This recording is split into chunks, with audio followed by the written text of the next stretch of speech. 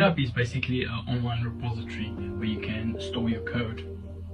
But let's say, for instance, that you do not want to store your code onto an online repository for whatever reason that may be. For instance, if you're working for a company and they just want to keep the code confidential, or if you just want to keep your code confidential, there are other options. You don't need to store it online on GitHub, on the online repository. You can get a external 2 terabyte hard drive. I usually store the majority of my code online because I'm actually very open-minded. I like to share.